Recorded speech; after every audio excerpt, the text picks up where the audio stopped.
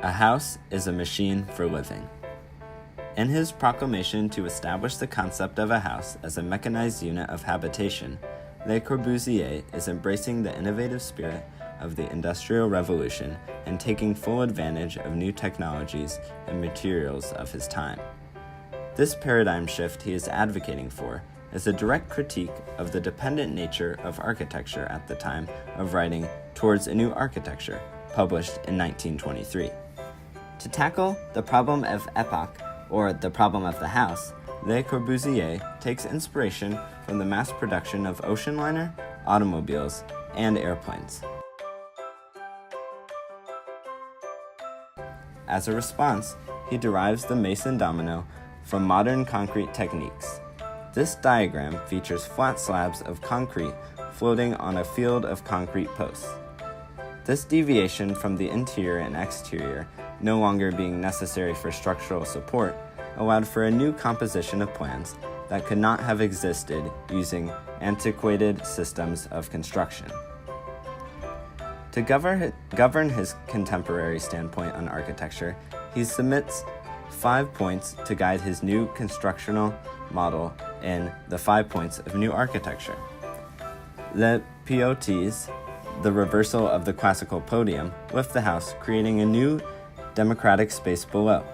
The free plan, a liberation from load-bearing walls, allowing for an elaboration of syntax through independent partition walls. The free facade, allowing for more external and internal spatial opportunities. The ribbon window, which moves past the framing characteristics of the traditional window and allowing for panoramic views. And the roof garden, a replacement for an attic and a solution to drainage.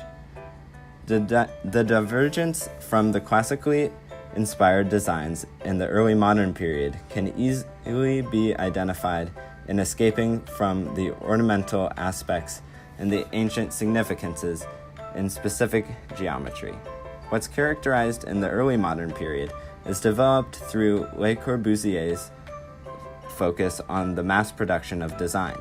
For example, in Villa Savoye in Poissy, France, and how it embodies the 5 principles and the spirit of mass production, compared with the references to classical Greek gods and the emphasis placed on the power of the inhabitants in Andrea Palladio's Villa Rotunda, outside Vicenza, Italy. However, Le Corbusier does not entirely dismiss all aspects of early modern architecture due to his use of primary geometry and regulating lines commonly associated with the Renaissance. Similarly, he admires the engineering of the profiles of the Parthenon in analogous nature, with similar structure being created with modern tools. All this plastic machinery is realized in marble with the rigor that we have learnt to apply in the machine. The impression is of naked polished steel. Therefore, in advocating for a new architecture, Le Corbusier is simply advocating for a continuation of the architectural canon stripped from its metaphors and ornaments that in turn embraces the industrial and mass production culture of the early 20th century. This comparison can be further witnessed in Colin Rowe's article, The Mathematics of the Ideal Villa, where Palladio's Villa Vasari and Le Corbusier's Villa Garches are dissected to reveal similar underlying geometries and systems. Furthermore, Le Corbusier claimed mass production and its effects on design were interdependent, while he later realized that what he was proposing could easily be mass-produced required skills while in factory setting were rare in the building industry. In a very flexible way, he attempted to remove these limitations in his design of the Mason domino, ensuring that aside from the framework and steel reinforcement, it was designed to be constructed by unskilled labor.